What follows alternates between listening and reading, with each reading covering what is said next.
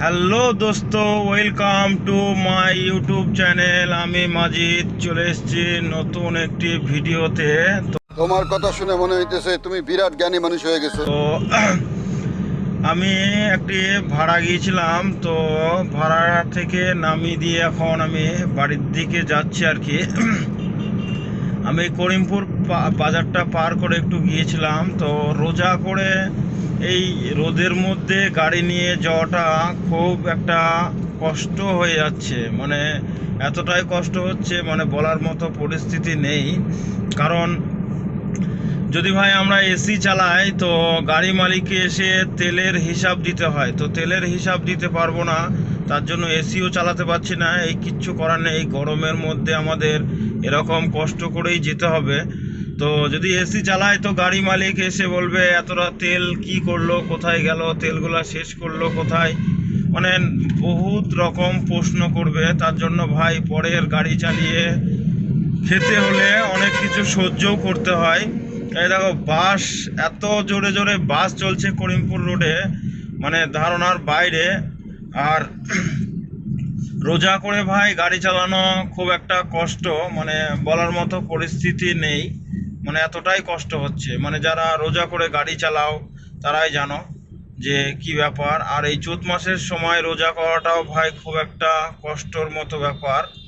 তো ভাই যারা ড্রাইভার ভাই আছো, তারা যদি রোজা করে থাকো তো লং ভাড়া ধরো না। যদি পারো তো কাছে কাছে ভাড়াগুলা যাও, আর যদি রোজা না করে থাকো তাহলে লং ভাড়াগুলা যাও, কোনো ব্যাপার হবে না। আর ভাই রোজা করাটাও খুব দরকার, কারণ বছরে একটাই মাস পাবে, এরকম মাস আর কোনো সময় পাবে না। তো চলো ভিডিওটা দেখতে থাকো লাস্ট পর্যন্ত। করিমপুরের রোডে একটা জিনিস আমি দেখলাম, করিমপুরের রোডের অবস্থাটা খুবই ভালো, আর টোটো ফোটোর একটু খুব কমই। বেথুয়াতে যেরকম টোটো দেখা যায় সেরকম টোটো নেই। আর রাস্তার দুই পাশে প্রচণ্ড পরিমাপ গাছ আছে, একটু ঠান্ডাও আছে এই মাঠের সাইডগুলা, কিন্তু পোপারের করিমপুর যে পোপারটা আছে, পোপারটার ভেতরে প্রচণ্ড পরিমাপ গরম, মানে এতটাই গরম, মানে ভিতরে থাকার মতো পরিস্থিতি নেই। আর এই চৈত মাসে এখন প্রচণ্ড পরিমাপ তাপ, মানে এত তাপ, বৃষ্টি ফিষ্টি তো দিচ্ছেই না আল্লাহ।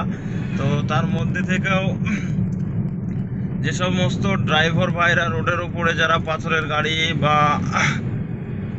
গাড়ি বা ডাম্পার চালাচ্ছেন, তাদের তো আমাদের থেকেও কষ্ট বেশি হয়, কারণ ওরা গাড়ির যে ইঞ্জিনের প্রচণ্ড হিটটাও পায়, আবার তারপর আবার হিটটা পাওয়ার পরপরই আবার গাড়ির যে তাপটা সেটাও পাই।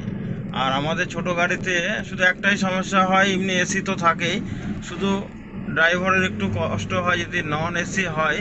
নন এসি হওয়ার কারণে এই যে সামনের ফ্রন্ট সাইডের যে কাঁচটা আছে, এই কাঁচটা এসে মুখে এসে, মানে রোদ তাপ, মানে ওর যে হিটটা হয়, হিটটা একবার ডাইরেক্ট এসে মুখে লাগে। আর না হলে এমনি আদার্স কোনো, এমনি ছোটো গাড়িতে ড্রাইভারের কষ্ট খুব একটা হয় না। যদি এসির ভাড়া হয় তাহলে তো কোনো ব্যাপারই না, আর যদি এসি না হয়, নন এসি হয়, তাহলে একটু কষ্ট হয়, আর না হলে এমনি কোনো নর্মালি কোনো কষ্ট হয় না। তো চলো নেক্সট ভিডিও দেখার জন্য ওয়েট করো, আবার নেক্সট ব্লগ আসবে, খুবই তাড়াতাড়ি আসবে।